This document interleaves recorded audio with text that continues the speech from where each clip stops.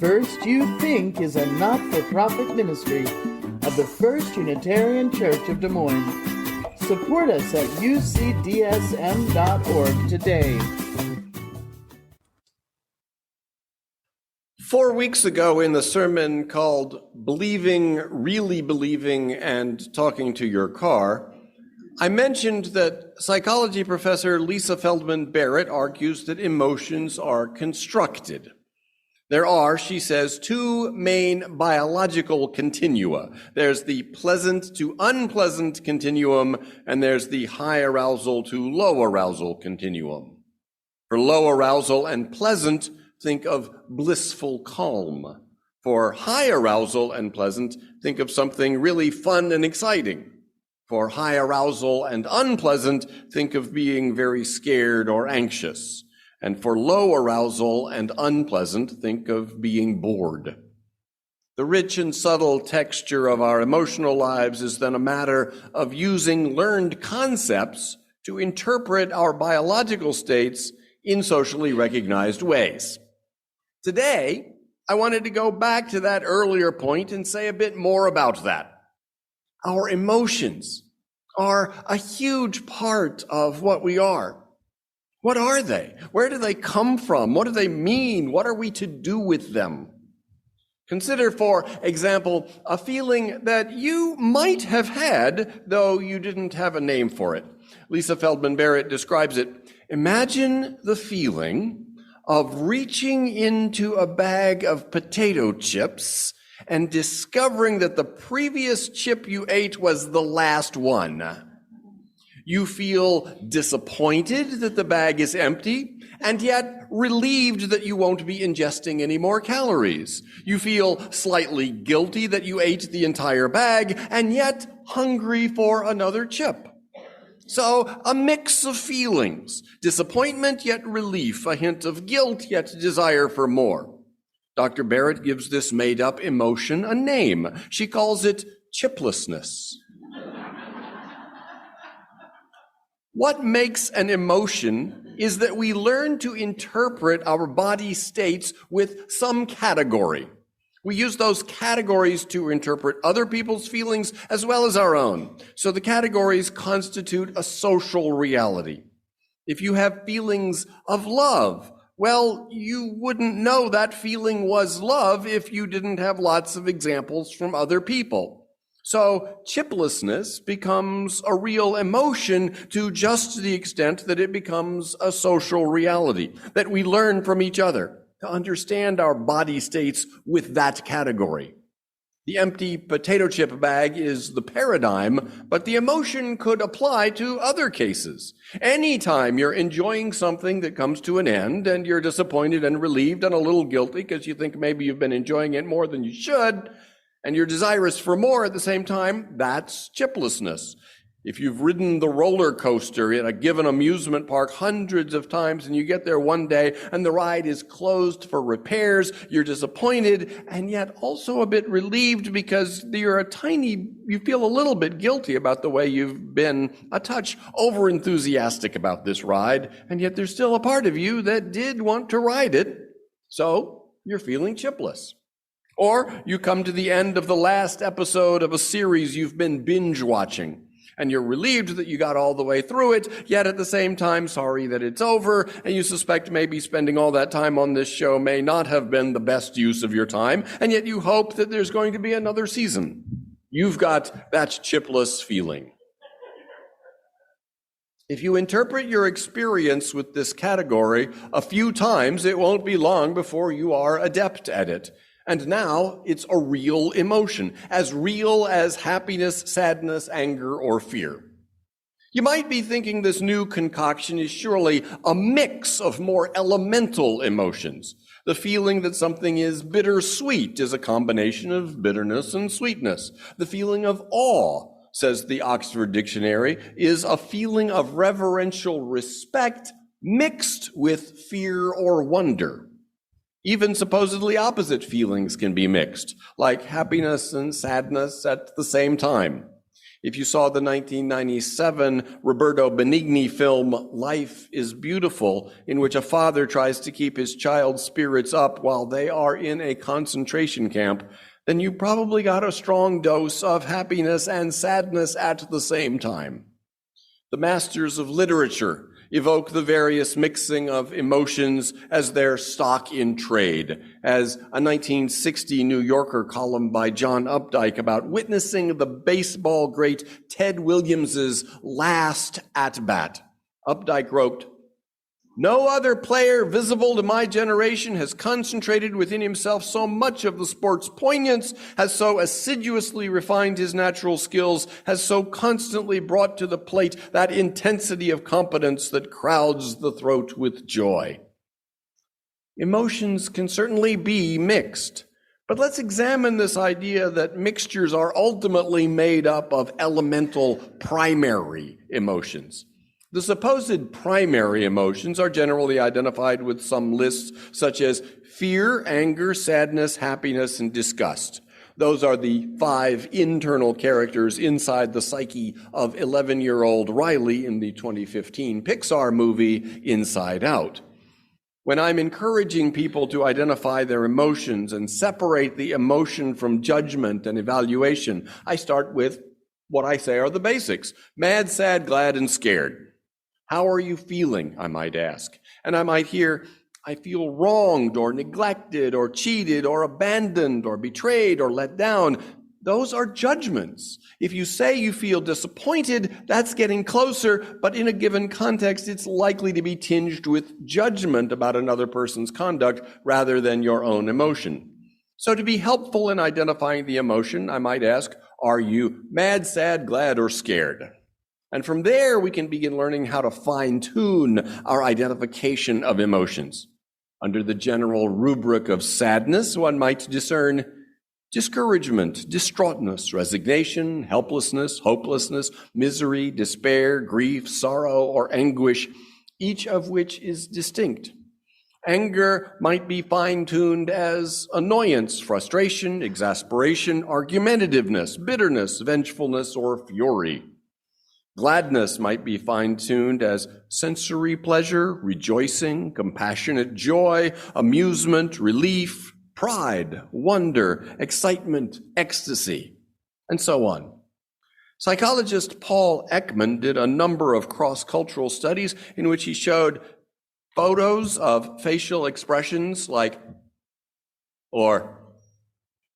And Ekman's work led him to the conclusion that there were 6 emotions that were innate and universally recognized in all cultures: mad, sad, glad, scared, plus disgust and also surprise.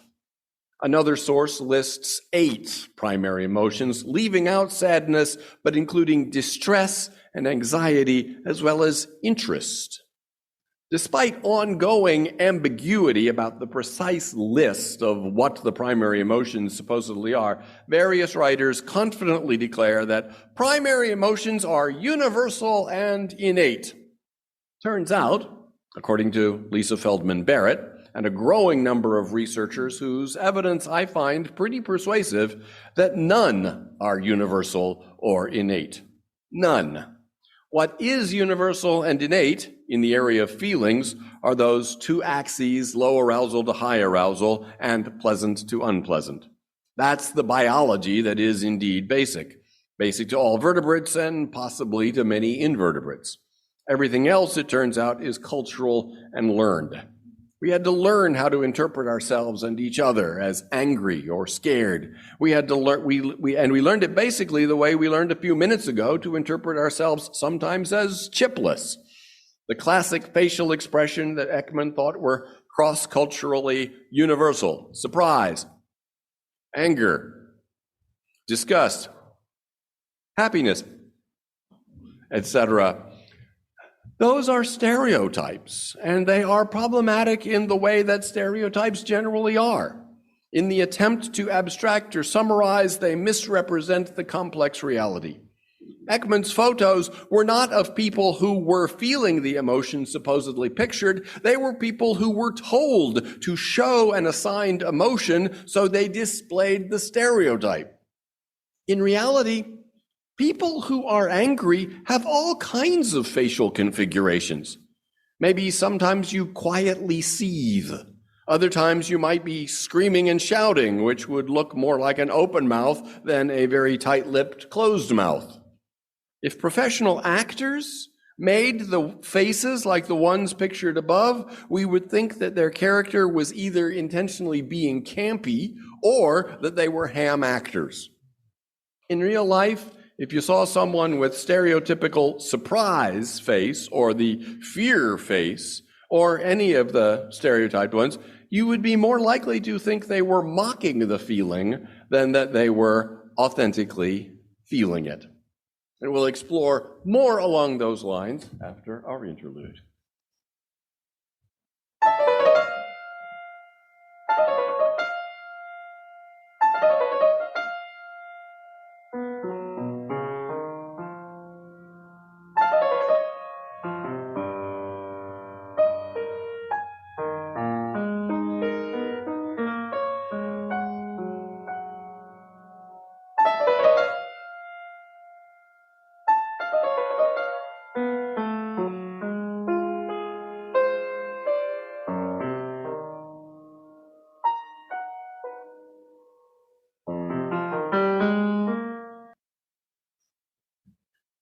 Careful studies measuring facial muscle movements find that there is no facial configuration, no part of a facial configuration that all angry people display, nor is there any part of a facial configuration that only angry people display.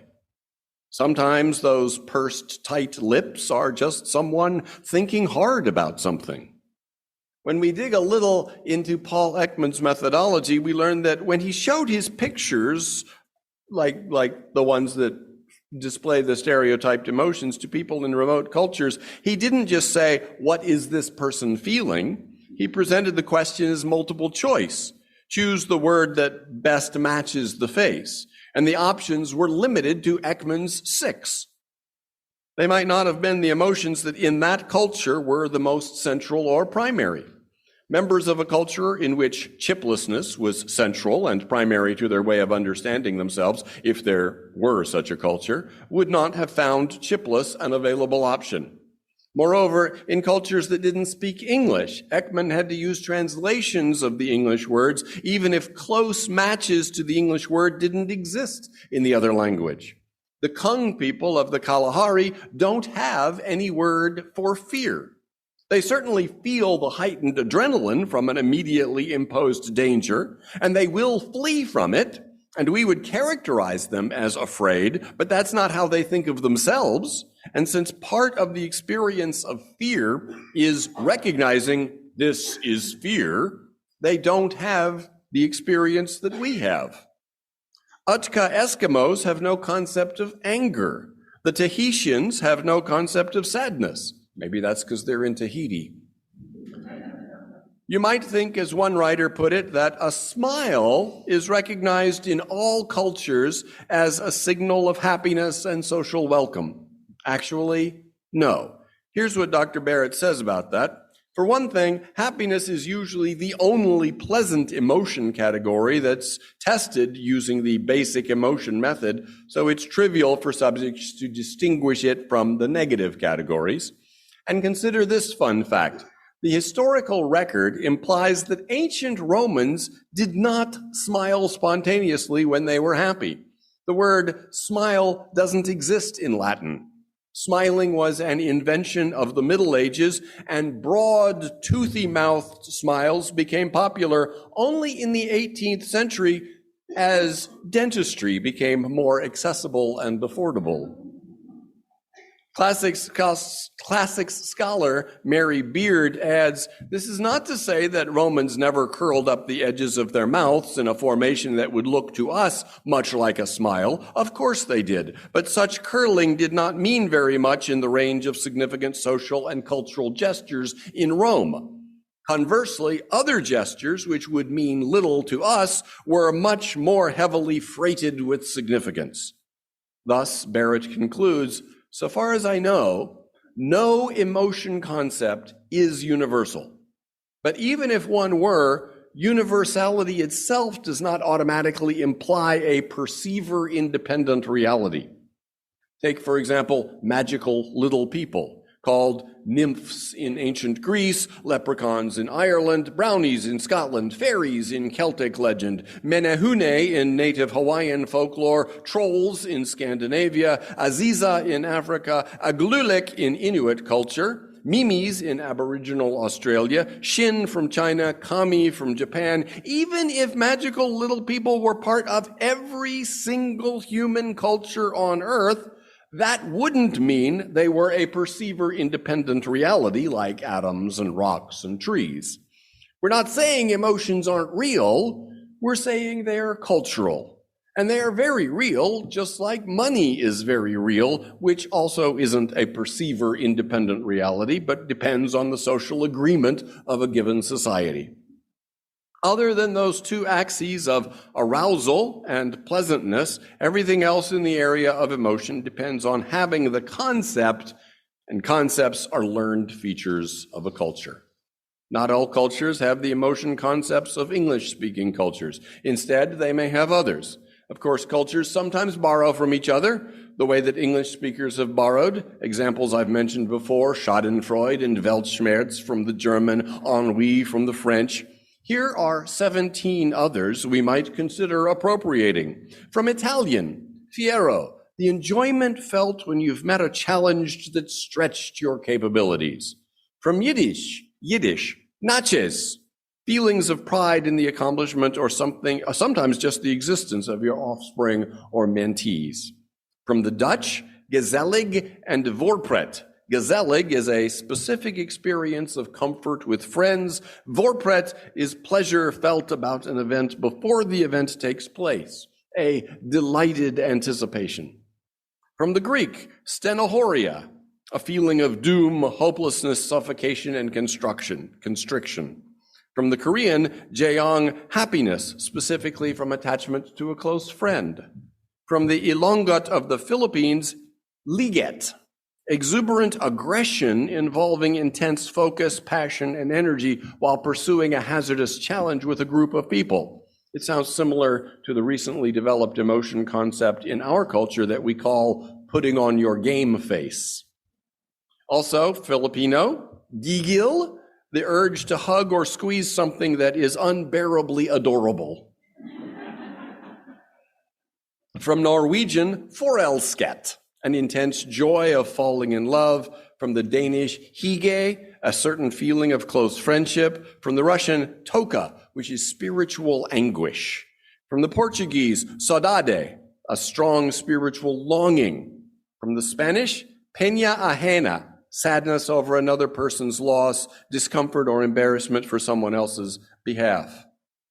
From the Japanese, arigata mewaku, the feeling that someone has done you a favor that you didn't want from them and which may have caused difficulty for you, but you're required to be grateful anyway. Doesn't that sound very Japanese? The culture is its concepts, and the concepts for the way we feel, plus the physiological sensations we're interpreting, are the emotion. Also, I love this one from the Japanese. Age atore is the feeling that you just had a haircut and now look worse. Other cultures mix and match emotion categories differently. For the Ithaluk of Micronesia, there's fago, which depending on context could mean love or empathy or pity, sadness or compassion. And from the Czech, litost is torment over one's own misery combined with the desire for revenge. We might want to revive twitterpated from the 1942 Disney movie Bambi. Twitterpated, like chipless, is a made-up emotion, but they're all made up. And that is Barrett's point. All emotions are made up by members of a given culture. Your emotional life is cultural habits of interpretation of and projection onto your awareness of your body states. As we work through the meaning of this new understanding of emotion, it's going to have wide implications. It's going to have legal implications, like we can't tell what remorse is. Remorse is a culture product, and some cultures have very different expressions of it, or don't have the concept at all. So the notion of remorsefulness in criminal sentencing is problematic, and yet juries decide sentences in part on whether they think the defendant feels remorse. Dzhokhar Tsarnaev of Chechnya, the surviving bomber of the 2013 Boston Marathon bomb, was sentenced to death in 2015. Tsarnaev spoke words of apology, but when jurors looked at his face, all they saw was a stone-faced stare. If Lisa Feldman Barrett is right, then jurors do not and cannot detect remorse or any other emotion in anybody ever. Neither can I, and neither can you, she says. That might be someone who is a remorseless killer, but a stone-faced stare might also mean that someone is stoically accepting defeat, which is, in fact, what Chechen culture prescribes for someone in Dzhokhar Tsarnaev's situation. There's solid reason to believe Dzhokhar Tsarnaev committed the acts of which he was accused. There is no basis for saying he was remorseless or that he wasn't. There's a lot more to say about how to understand emotions, but let me leave you with two takeaways. One, learn more emotion concepts. Emotional granularity, having a higher vocabulary of emotion words, is healthy for you. Yes, they are all cultural concepts, but it's good to have a large toolbox of cultural concepts. The ability to speak and think with greater precision is a brain efficiency for navigating your reality. And we humans have created a fantastically complex social reality for ourselves. So your brain needs all the efficiency it can get. And second, whatever you're feeling, you don't have to take it so seriously. And particularly, you don't have to take seriously your interpretation of what you think other people are feeling. Talk to the people. Ask them what they're feeling. Don't assume. They'll make up a story, but at least it's the better story than the one you're making up about them. Emotions are social, so be sociable with them and about them. And good luck. It's a rough terrain out there. Blessed be. Amen.